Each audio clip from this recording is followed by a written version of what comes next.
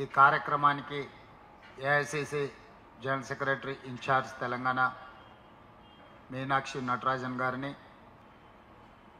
అదేవిధంగా సహచర మంత్రివర్గ సభ్యులను, ముఖ్యమైన నాయకులను, గత 5 సంవత్సరాలుగా నిరంతరం కష్టపడిన జిల్లా పార్టీ అధ్యక్షులను ఈ సమావేశానికి ఆహ్వానించి మహేష్ కుమార్ గౌడ్ గారి అధ్యక్షత చేపట్టిన తర్వాత నియామకం జరిగిన ఉపాధ్యక్షులు, ప్రధాన కార్యదర్శులు, జిల్లా పార్టీ అధ్యక్షులను అభినందించే కార్యక్రమాన్ని తీసుకోవడమే కాకుండా ప్రతిపక్షంలో ఉన్నప్పుడు ప్రజా సమస్యల మీద, పార్టీ సంక్షోభంలో ఉన్నప్పుడు నాయకత్వానికి అండగా నిలబడ్డ మాజీ జిల్లా పార్టీ అధ్యక్షులను అందరినీ కూడా మనస్ఫూర్తిగా అభినందించడానికి కార్యక్రమాన్ని ఏర్పాటు చేసినందుకు వారిని అభినందిస్తున్నాను. ఈ సమావేశంలో మొట్టమొదట ఒక తీర్మానాన్ని నేను ప్రవేశపెట్టదలుచుకున్నా. दीदी, इस समय पर एक रेजोल्यूशन मूव करना चाहता हूं मैं। इस देश के लिए सब कुछ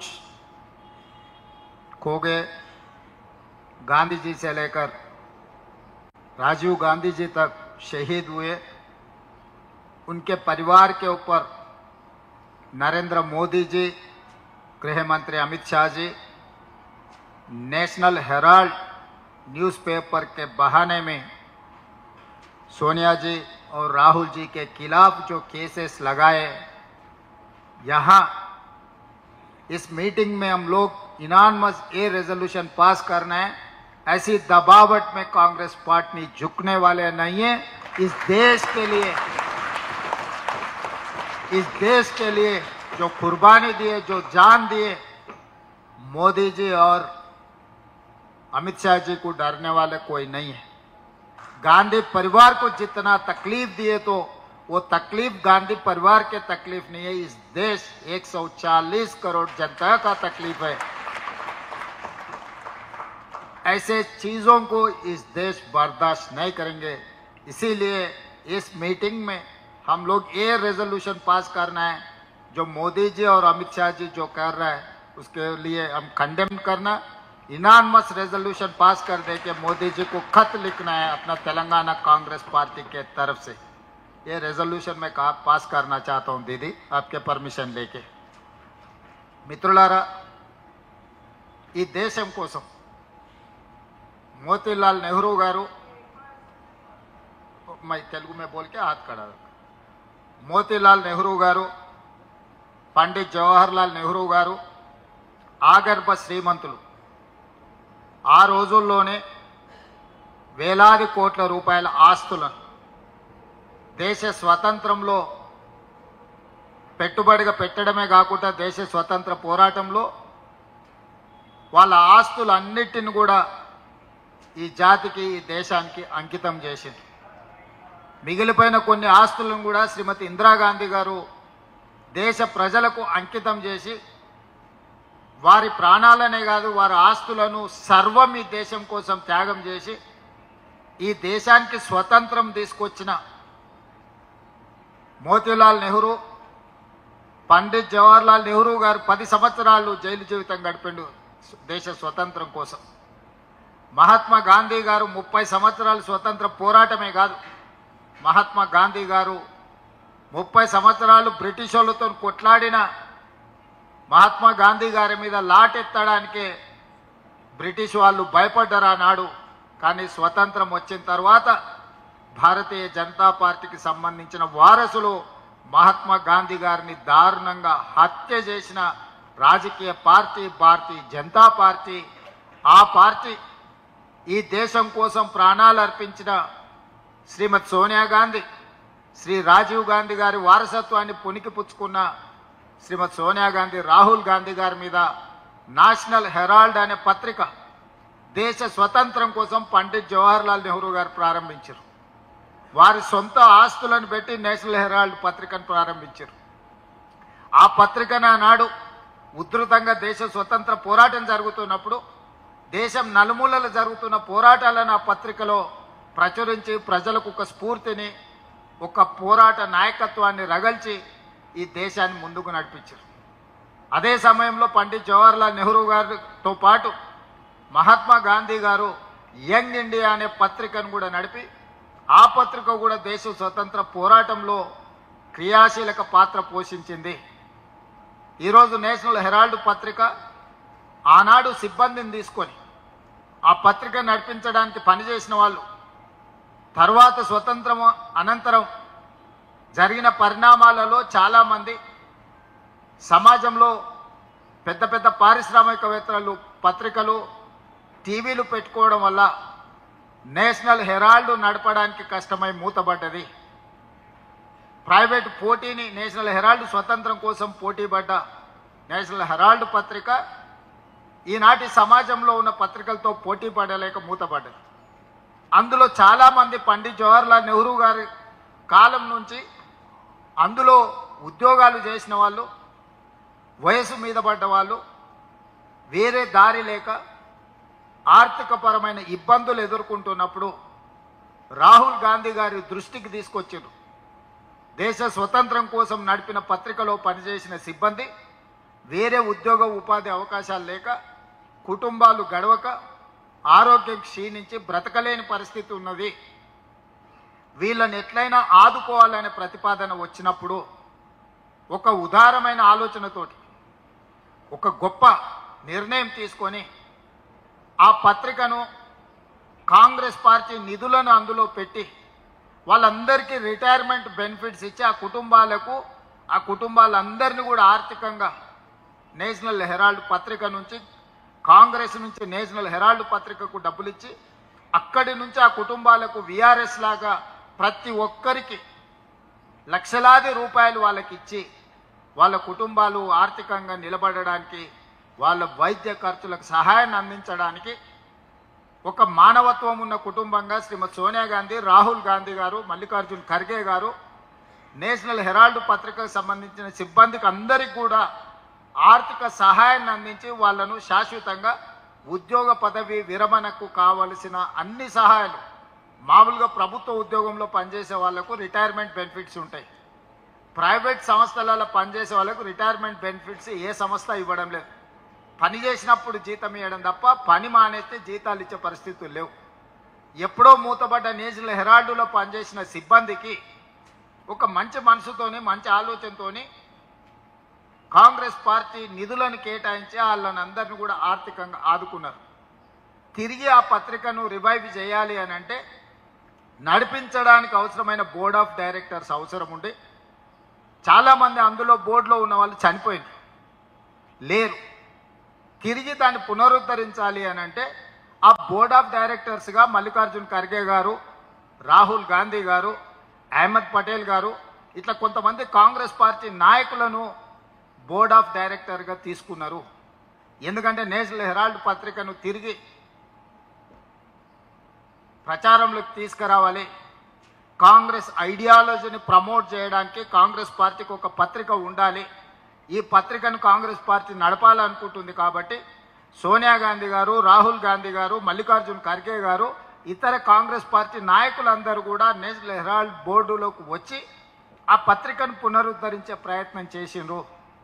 దానికి అవసరమైన షేర్ క్యాపిటల్కి సంబంధించి కాంగ్రెస్ పార్టీ నుంచి నిధులను బదిలీ చేసి ఆ నిధులను ఆ రిటైర్మెంట్ ఉద్యోగస్తులకు రిటైర్మెంట్ బెనిఫిట్స్ ఇచ్చి పంపించింది.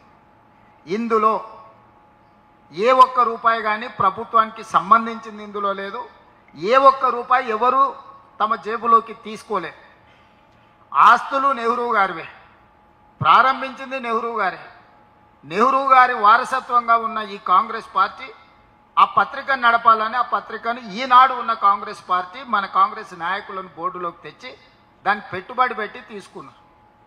దీనికి మనీ లాండరింగ్ కేసు పెట్టి, ఈడీ కేసులు పెట్టి, ఇన్కమ్ ట్యాక్స్ కేసులు పెట్టి, కొత్త కొత్త కేసులు పెట్టి మానసికంగా సోనియా గాంధీ గారిని, రాహుల్ గాంధీ గారిని వేధించడమే కాకుండా గంటల కొద్దీ, రోజుల కొద్దీ ఈడీ ఆఫీసులో పిలిచి కూర్చోబెట్టారు.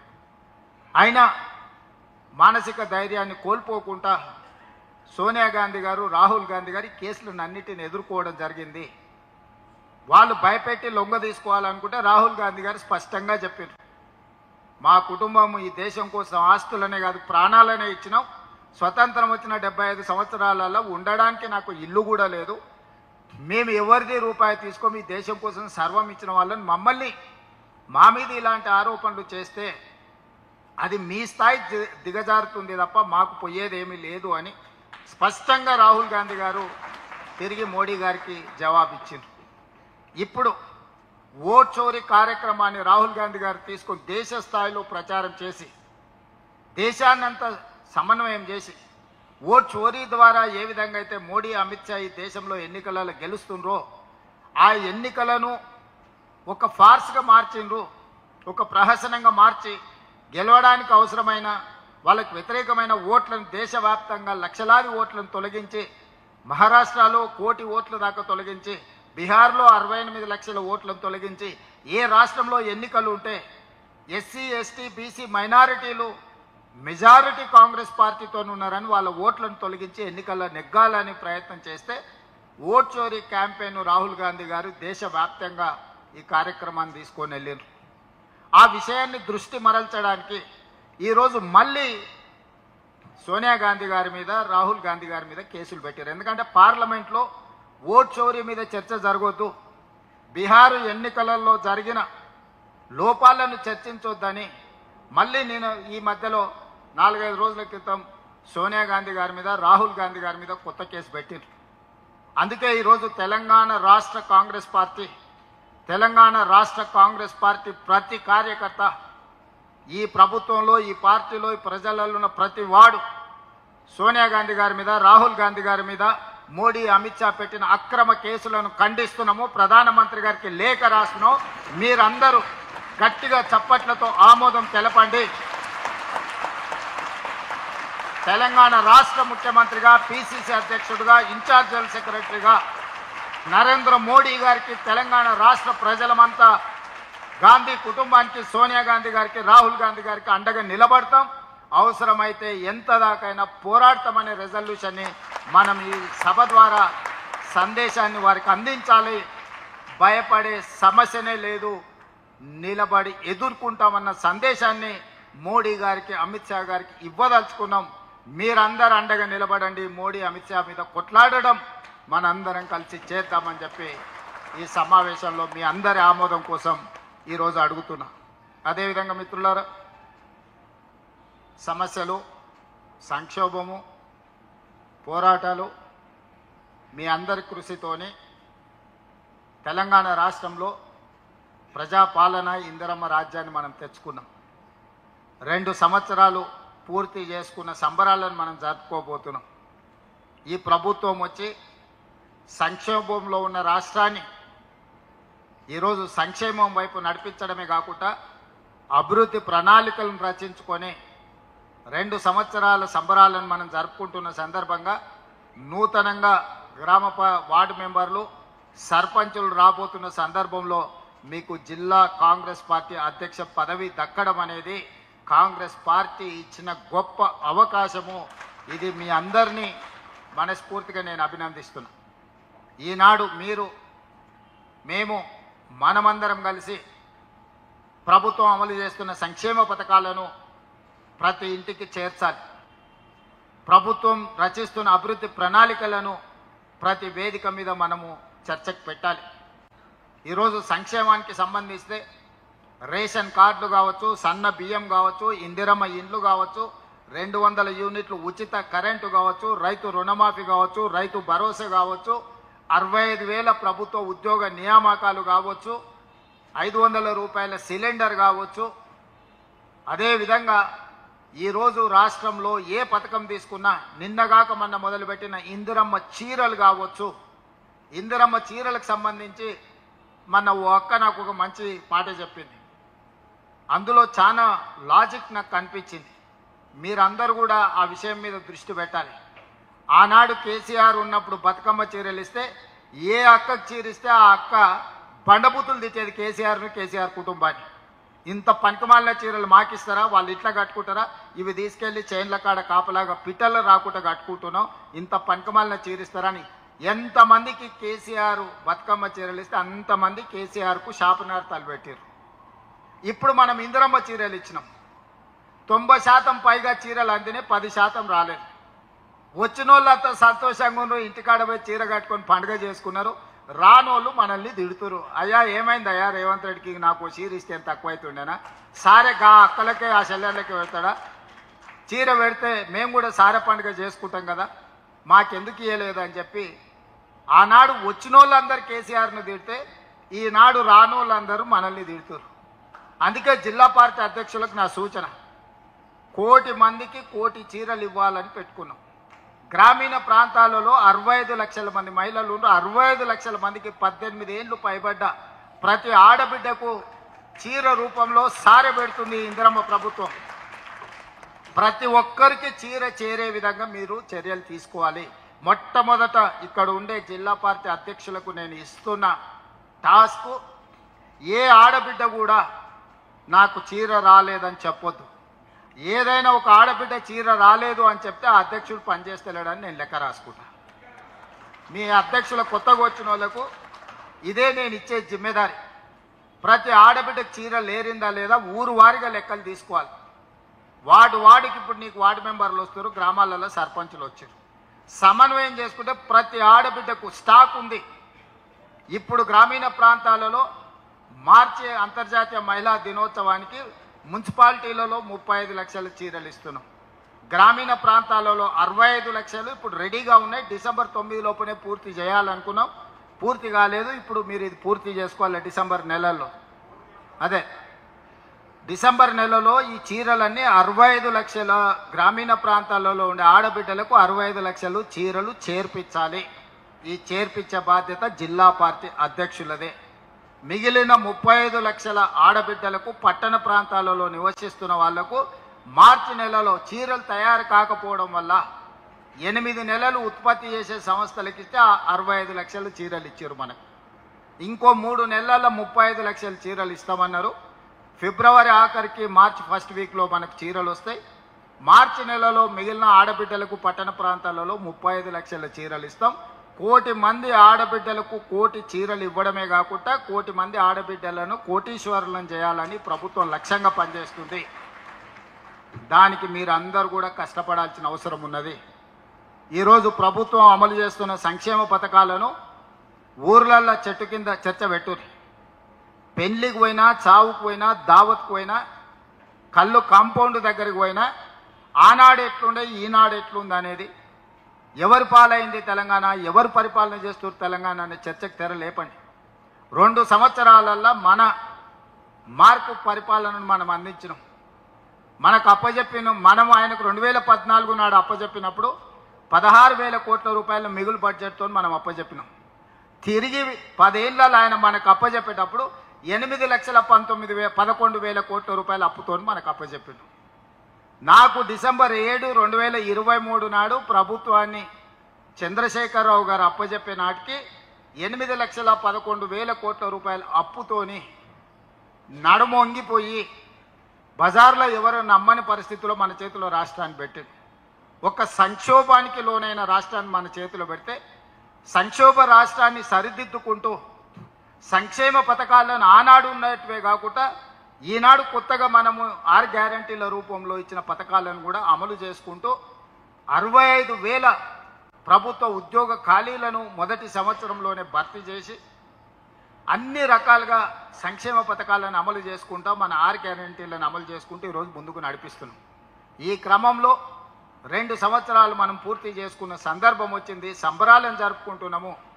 ఉన్న ప్రభుత్వాన్ని నడపడమే కాదు, 2034కి $1 ట్రిలియన్ ఎకానమీగా, 2047 100 సంవత్సరాల స్వతంత్ర ఉత్సవాలు జరుపుకునే టైంకి $3 ట్రిలియన్ ఎకానమీగా తెలంగాణ రాష్ట్రాన్ని అభివృద్ధి చేయాలని ఈరోజు ప్రణాళికలు చేసుకున్నాం. డిసెంబర్ 1 నుంచి డిసెంబర్ 13 వరకు కార్యాచరణ తీసుకొని మనం తిరుగుతున్నాం. నిన్న ఉమ్మడి మహబూబ్ నగర్ జిల్లాకి వెళ్ళినాం, ఈరోజు ఖమ్మం జిల్లాకి వెళ్తున్నాం. ఇట్లా 6 ఉమ్మడి జిల్లాలకు 6 తారీఖు వరకు వివిధ జిల్లాలకు ఒక్కొక్క జిల్లాకు ఒక్కొక్క రోజు సమయాన్ని ఇచ్చి ఈ అభివృద్ధి కార్యక్రమాలను, సంక్షేమ కార్యక్రమాలను ప్రజలకు వివరించడానికి 2 సంవత్సరాల సంబరాలను జిల్లాలలో జరుపుకోవడానికి కార్యాచరణ తీసుకున్నాం. 7 తారీఖు నాడు తెలంగాణ ఉద్యమానికి వేదికైన తెలంగాణ ఉద్యమానికి ఊపిరి ఇచ్చిన ఉస్మానియా యూనివర్సిటీకి 7 తారీఖు నాడు మనం వెళ్తున్నాం. ఆ యూనివర్సిటీ 100 సంవత్సరాల పైగా చరిత్ర ఉన్న యూనివర్సిటీ. గొప్ప గొప్ప మేధావులను పివి నరసింహారావు గారి నుంచి మొదలు పెడితే జైపాల్ రెడ్డి గారి వరకు, కేశవరావు గారి వరకు ఉద్దండులను అందించిన ఉస్మానియా యూనివర్సిటీని చంద్రశేఖరరావు గారు కాలగర్భంలో కప్పేయాలని చూసిండు. అందుకే నేను ఎవరు వెళ్ళని ఉస్మానియా యూనివర్సిటీకి నేను వెళ్ళినా ఆ రోజు చెప్పొచ్చిన ఎంత ఖర్చైనా అంతర్జాతీయ స్థాయి ప్రమాణాలతో ఉస్మానియా యూనివర్సిటీని అభివృద్ధి చేస్తామని 7 తారీఖు నాడు ఉస్మానియా యూనివర్సిటీకి వెళ్ళి ఆర్ట్స్ కాలేజ్ ముందే సభ పెట్టి ఆ యూనివర్సిటీ అభివృద్ధికి అవసరమైన నిధులను మంజూరు చేసి వాటన్నిటిని కూడా అభివృద్ధి పదం వైపు నడిపించడానికి ప్రణాళిక తీసుకుంది. 8, 9 భారత్ ఫ్యూచర్ సిటీలో తెలంగాణ రైజింగ్ గ్లోబల్ సమ్మిట్ను పెట్టుకున్నాం. 8 తారీఖు రోజు 1 గంటకు సంబరాలు ప్రారంభమై మనం మొదటి రోజు మొత్తం సంక్షేమ పథకాలు ఏ విధంగా అమలు చేసినాం, 2 సంవత్సరాల పరిపాలన ఏ విధంగా జరిగిందో చర్చలు పెట్టి సాయంత్రానికి తెలంగాణ సాంస్కృతిక ఉత్సవాలను జరుపుకుంటాం. 8 తారీఖు రోజు ముఖ్యమైన నాయకులందరినీ కూడా కార్యక్రమానికి ప్రభుత్వ పరంగా ఆహ్వానించడం జరుగుతుంది. 9వ తారీఖు రోజు మనం ఏవైతే పాలసీస్ తీసుకొచ్చినామో education policy, employment policy, tourism policy, health policy, అదేవిధంగా IT and industries policy, energy policy, ఇట్లాంటి ఏవేవైతే పాలసీలు మనము అంతకుముందు లేవు, నూతనంగా మనము ఒక ట్రాన్స్పరెంట్ పాలసీస్ తీసుకొచ్చి అర్హత ఉన్న ప్రతి వాడికి అవకాశం ఇవ్వాలనేది ఒక విజన్ డాక్యుమెంట్ను మనం చేసుకున్న ఈ విజన్ డాక్యుమెంట్లో ప్రపంచ స్థాయి మేధావులు ఉన్నారు. బ్రిటిష్ ప్రెసిడెంట్గా, ప్రైమ్ మినిస్టర్గా పనిచేసిన టోనీ బ్లేయర్ నుంచి అభిజిత్ బెనర్జీ వరకు, సంతను నారాయణ్, అజయ్ బంగా, సత్య నాదెల్లా, ప్రేమ్జీ వత్సవ్ లాంటి మేధావులు వీళ్ళందరూ కూడా తెలంగాణ రాష్ట్ర అభివృద్ధి కోసం ప్రణాళికలు ఏ విధంగా రచించాలనో international experts, Raghuram Rajan former RBI governor నుంచి మొదలు పెడితే చాలామంది మేధావులు మనకందరికీ మన పాలసీ డాక్యుమెంట్లో ఇన్పుట్ ఇచ్చి ఇందులో సభ్యులుగా పనిచేస్తున్నారు. దీని coordination international school of business ISB, అదేవిధంగా నీతి ఆయోగ్ గవర్నమెంట్ ఆఫ్ ఇండియాకి సంబంధించిన వాళ్ళు కూడా ఇందులో భాగస్వాములు. దీంట్లో మంత్రులతో పాటు అన్ని విషయాలలో నిష్ణాతులందరూ కూడా ఇందులో ఉండి విజన్ 2047కి తెలంగాణ రైజింగ్ 2047 అనే ఒక పాలసీ డాక్యుమెంటును 2034కు $1 ట్రిలియన్ ఎకానమీని ఏ విధంగా మనం చేరుకోవాలి, 2047కు $3 ట్రిలియన్ ఎకానమీగా ఎలా చేరుకోవాలని ఒక ప్రణాళిక చేసుకున్నాం. అందులో 1-2 అంశాలు మీతో చర్చిస్తాను. మీకు అందరికీ తెలుసు, రాజశేఖర రెడ్డి గారు ముఖ్యమంత్రి ఉన్నప్పుడు, సోనియా గాంధీ గారు యూపీఏ చైర్పర్సన్గా ఉన్నప్పుడు అంతర్జాతీయ ఎయిర్పోర్ట్ ఔటర్ రింగ్ రోడ్ మనం నిర్మించుకున్నాం. ఔటర్ రింగ్ రోడ్డు 160 కిలోమీటర్లు ఉంది. ఈ ఔటర్ రింగ్ రోడ్డు లోపల ఉన్న మొత్తాన్ని కోర్ అర్బన్ రీజన్ ఎకానమీగా మనం అనుకున్నాం. ఈ కోర్ అర్బన్లో ఈరోజు ఇండస్ట్రీస్ ఉన్నాయి, మూసి కలుషితం ఉన్నది, మెట్రో రైలు విస్తరణ జరగలేదు, ఫ్లైఓవర్లు కట్టలేదు, ఎలివేటెడ్ కారిడార్లు కట్టలేదు. ఇట్లా రకరకాల సమస్యలను అన్నిటిని కూడా మనం దృష్టిలో పెట్టుకొని ఈ ఏరియాను మొత్తము మనం క్యూర్ చేయాలనుకుంటున్నాం. కోర్ అర్బన్ రీజన్ ఎకానమీ అంటే క్యూర్, CURE, క్యూర్ అంటే దీన్ని ప్రక్షాళన చేసి బాగు చేయాలనుకుంటున్నాము. ఇది సర్వీస్ సెక్టర్. ఇక్కడ మొత్తం సేవలకు సంబంధించిన ప్రణాళికలు రచించి ఇండస్ట్రీస్ అన్నిటిని కూడా బయటకు షిఫ్ట్ చేస్తాం. ఈ లోపల ఉన్న ఇండస్ట్రీస్ కాలుష్యాన్ని ఇస్తున్నాయి. ఇప్పుడు నాచారం ఏరియాలు ఉన్న వాళ్ళు ఇక్కడ ఎవరైనా ఉన్నారా? చాలామంది నాచారం ఏరియా వాళ్ళు ఉన్నారు. అక్కడ ఎన్నో పరిశ్రమలు ఉన్నాయి, మూతపడ్డ పరిశ్రమలు ఉన్నాయి, నడుస్తున్న పరిశ్రమలు ఉన్నాయి, కాలుష్యం ఉంది. ఇవాళ మధ్యతరగతి వాళ్ళు ఒక అపార్ట్మెంట్ కొనుక్కుందామంటే ఎక్కడికో పోయి కొనుక్కునే పరిస్థితి, ఎందుకంటే భూమి అందుబాటు లేకపోవడం వల్ల. బాలానగర్లో పారిశ్రామిక వాడు ఉంది, జీడిమెట్లలో పారిశ్రామిక వాడు ఉంది. వివిధ ప్రాంతాలలో 1960ల 70ల 80ల ప్రభుత్వం నుంచి భూములు, ప్రైవేట్ నుంచి భూములు కొనుగోలు చేసి వాళ్ళు పరిశ్రమలు పెట్టుకున్నారు. ఆ పరిశ్రమలు ఈరోజు నడవక మూతపడ్డాయి. కొన్ని ఉంటే వాటి కాలుష్యం వల్ల నగరంలో air pollution, soil pollution, water pollution ఉన్నాయి. ఆనాడు అవి ఊరు బయట, ఈనాడు ఊరు మధ్యలోకి వచ్చినాయి. వీటిని ఊరు బయటికి రింగ్ రోడ్ అవతలికి తరలించడానికి ఆ భూములను ఈరోజు ఇండస్ట్రియల్ జోన్లో ఉన్నాయి. వాటిని మల్టీ యూజ్ జోన్ అంటే రెసిడెన్షియల్ జోన్కు మారుస్తే అక్కడ కట్టే అపార్ట్మెంట్స్ వల్ల మధ్యతరగతి ఇండ్లు కొనుక్కోవడానికి అవకాశం ఉంటుంది. పేదలకు అందుబాటులోకి వస్తాయి. అదేవిధంగా రియల్ ఎస్టేట్ పెరిగితే, నిర్మాణ రంగం పెరిగితే లేబర్కు పని ఉంటుంది. స్టీలు, సిమెంటు, ఇసుక ప్రతిదీ అమ్ముడు పోతే రాష్ట్రానికి ఆదాయం కూడా పరోక్షంగా పెరుగుతుంది.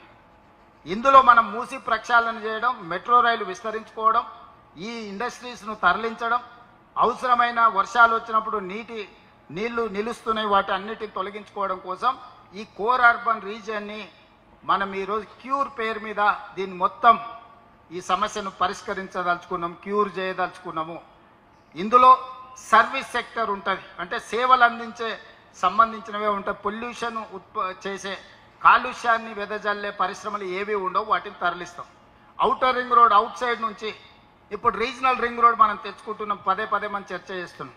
రీజనల్ రింగ్ రోడ్ 360 కిలోమీటర్లు, ఔటర్ రింగ్ రోడ్ 160 ఉంటాయి. ఇప్పుడు మనం నిర్మించుకోబోయే రీజనల్ రింగ్ రోడ్ 360 కిలోమీటర్లు.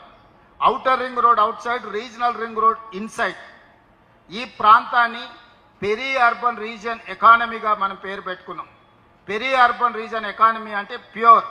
ఇప్పటి వరకు అక్కడ ఎలాంటి ప్రణాళిక లేదు. ఇది మ్యానుఫ్యాక్చరింగ్ జోన్. రేపు ఇతర రాష్ట్రాల నుంచి, ఇతర దేశాల నుంచి పరిశ్రమలను మనం ఆహ్వానించినప్పుడు ఈ ప్రాంతంలో పరిశ్రమలు పెట్టుకోవడానికి అవసరమైన ప్రణాళికలతో రవాణాగా రోడ్లు కావచ్చు, నీళ్లు కావచ్చు, కరెంటు కావచ్చు, భూసేకరణ కావచ్చు, ఈ పెరీ అర్బన్ రీజియన్లో మనం పరిశ్రమల కోసం ప్రణాళిక చేస్తున్నాం. Outer ring road inside core urban region, outer ring road out side regional ring road లోపల ఉన్నదాన్ని peri urban region. Regional ring road బయట నుంచి తెలంగాణ సరిహద్దుల వరకు rural agricultural region economy, rare rural agriculture region economy. Regional ring road బయట నుంచి తెలంగాణ సరిహద్దుల వరకు అగ్రికల్చర్ ఎకానమీని పెంచాలని, మన దగ్గర విత్తనాలు పండించడానికి మంచి భూమి, ఆర్గానిక్ ఫుడ్ పండించడానికి మంచి భూమి, మనకు పండ్ల తోటలు పెట్టుకోవచ్చు, కూరగాయల తోటలు పెట్టుకోవచ్చు. చాలా వ్యవసాయము, సేంద్రియ వ్యవసాయం చేస్తే లాభసాటిగా వ్యవసాయం మారుతుంది. సో 3 భాగాలుగా service sector, manufacturing sector, agriculture sector. Service sector వచ్చేసి ఔటర్ రింగ్ రోడ్ ఇన్సైడ్ ఉన్నది service sector, regional ring road inside ఉన్నది మ్యానుఫ్యాక్చరింగ్ సెక్టర్. తెలంగాణ సరిహద్దుల నుంచి రీజనల్ రింగ్ రోడ్ వరకు మనకు అగ్రికల్చర్ సెక్టర్. 3 సెక్టర్లుగా తెలంగాణ రాష్ట్రాన్ని విభజించి భవిష్యత్తు ప్రణాళికలు రచించి ఈ దేశంలో ఏ రాష్ట్రంలో లేని మౌలిక వసతులు మన దగ్గర ఉన్నాయి. అదనంగా ఇప్పుడు 4 ఎయిర్పోర్ట్లని ఈరోజు కోమటిరెడ్డి వెంకటరెడ్డి గారు ఢిల్లీలో మాట్లాడి తీసుకొచ్చారు. వరంగల్లో ఒక గొప్ప ఎయిర్పోర్ట్ వస్తున్నాయి, భద్రాద్రి కొత్తగూడెంలో ఎయిర్పోర్ట్ వస్తున్నది, రామగుండంలో ఎయిర్పోర్ట్ వస్తున్నది, ఆదిలాబాద్లో ఎయిర్పోర్ట్ వస్తున్నది. 10 ఏళ్ళు అయితే ఉన్న ఎయిర్పోర్ట్ల కమిషన్లు దొబ్బిండి కేసీఆర్ తప్ప రెండో ఎయిర్పోర్ట్ కట్టాలన్న ఆలోచన చేయలే. ఇవాళ 4 ఎయిర్పోర్టులకి 2 సంవత్సరాలనే మన కేంద్ర ప్రభుత్వం నుంచి అనుమతులు తెచ్చుకున్నాము. తొందరలోనే డిసెంబర్ ఆఖరు లోపలనే వరంగల్ ఎయిర్పోర్ట్కు మనం శిలాఫలకం వేసుకోబోతున్నాం, పనులు ప్రారంభించుకోబోతున్నాం. ఇట్లా మనకు పోర్టు లేదు, పెద్ద పరిశ్రమలు పెట్టుబడి పెట్టమంటే మీకు సముద్రం ఒడ్డు లేదు కదా. మేము కార్ల కంపెనీలు, పెద్ద కంపెనీలను పెడితే విమానాలలో రవాణా చేయలేము. మాకు పోర్టు ఉంటే మేము షిప్లలో వీటన్నిటిని పరిశ్రమలు పెడితే తీసుకెళ్తుంది. అంటే నరేంద్ర మోడీ నుంచి చంద్రబాబు నాయుడు వరకు మాట్లాడి మన ఎయిర్పోర్టు నుంచి మచిలీపట్నం పోర్టు వరకు, ఒకప్పుడు మచిలీపట్నం పోర్టు నిజాం దగ్గరనే ఉండే, తర్వాత ఆంధ్రప్రదేశ్లోకి వెళ్ళింది. ఈరోజు మనము మచిలీపట్నం పోర్టుకు 12 లేన్ గ్రీన్ ఫీల్డ్ ఎక్స్ప్రెస్ హైవేతో పాటు బుల్లెట్ ట్రైన్తో పాటు ట్రైన్ ఫెసిలిటీ కలిపి పోర్టు కనెక్టివిటీ పెంచుతున్నాం పరిశ్రమలను ఆకర్షించడానికి. సో ఇవన్నీ కార్యక్రమాలు, ఈ రోడ్లు కానీ, మెట్రో కానీ, అదేవిధంగా మనము హై స్పీడ్ రైళ్ల గురించి వినడం, బుల్లెట్ ట్రైన్ల గురించి వినడం. జపాన్లో జనాలు బుల్లెట్ ట్రైన్లలో తిరుగుతారని మనం విన్నాం. మన దేశంలో నరేంద్ర మోడీ గారు గుజరాత్లో పెట్టుకురు, ఆ తర్వాత పూణే, ముంబై ఏదో వేసుకుంటారని దూరంగా విన్నాం. మీ రాష్ట్రాలు చేసుకున్నప్పుడు మాకెందుకు ఇయ్యారని కేంద్రంతో కొట్లాడి ఇవాళ హైదరాబాద్ నుంచి బెంగళూరుకు ఎక్స్ప్రెస్ హైవేతో పాటు బుల్లెట్ ట్రైన్ కూడా మనం మంజూరు చేయించుకున్నాం.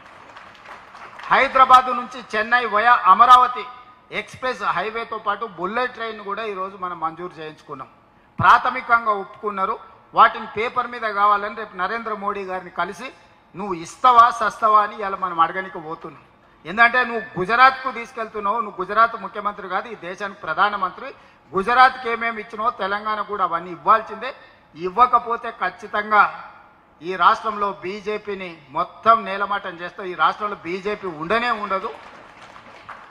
ఒక ప్రణాళిక తీసుకొని రేపు ప్రధానమంత్రి గారిని కలిసి విజ్ఞాపన పత్రం ఇస్తున్నాం. మనం అడగడం మన బాధ్యత, ఇవ్వకపోతే కొట్లాడడం మన హక్కు. అడగకుండానే ఇవ్వలేదని మాట్లాడితే తప్పు మన వైపు ఉంటుంది. ఒక్కటికి 10 సార్లు అడుగుతాం.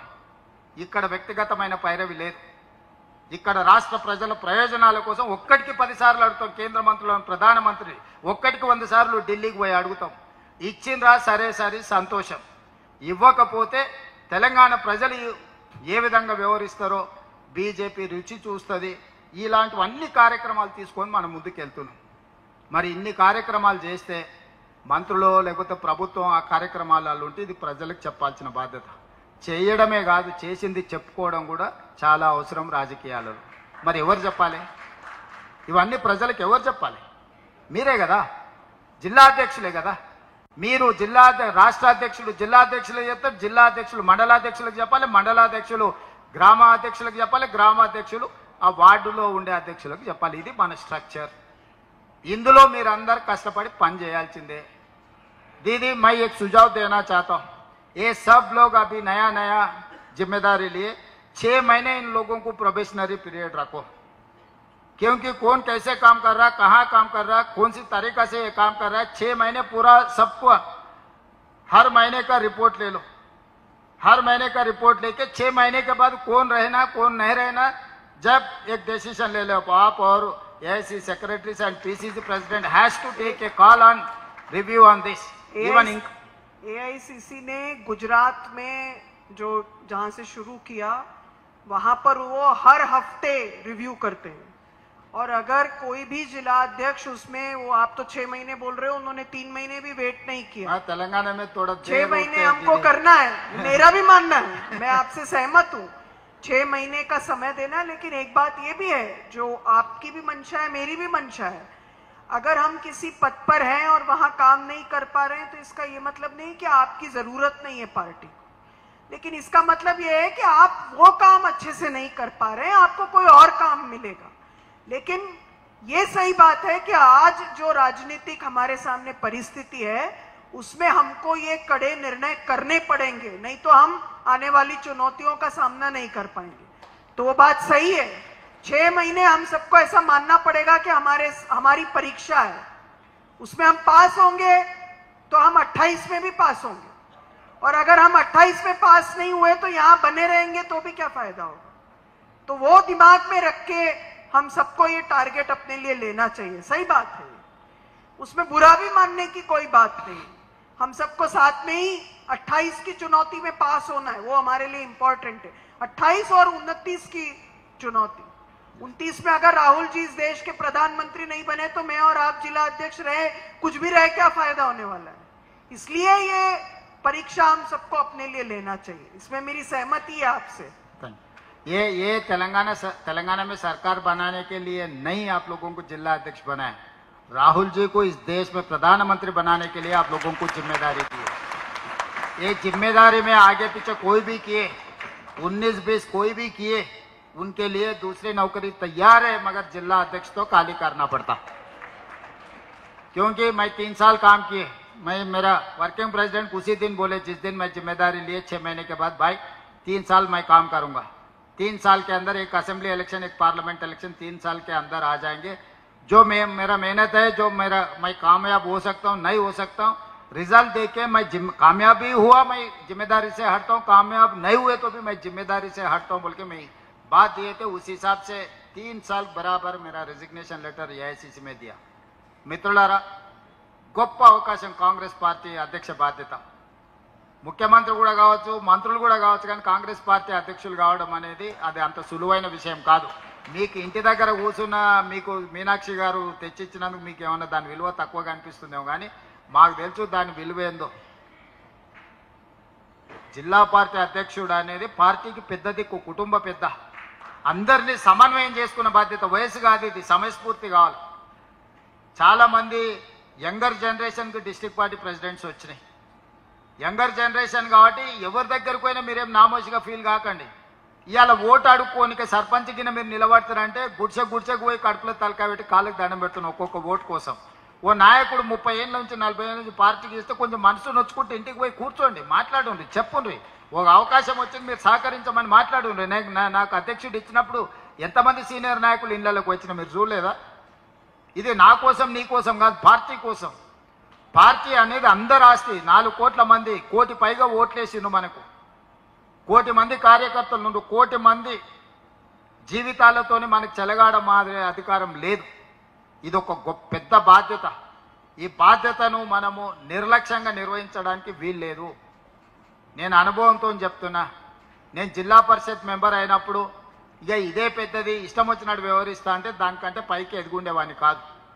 ప్రతి సందర్భంలో రాజకీయాలు అనేటివి ఒడిదుడుకులు ఉంటాయి. మనం ఓటు చెప్తే ఇంకోటి చెప్పేటోళ్ళు ఉంటారు. రాజకీయంలో గేమ్ రూలే అట్లుంటుంది. నేను ఫుట్బాల్ ఆడడానికి పోయినా వాడు కాలుతోంది అంటుండని నేను బయట కూర్చుంటా అంటే నడుస్తా. ఫుట్బాల్ ఆట రూలే కాలుతుంది అనడం.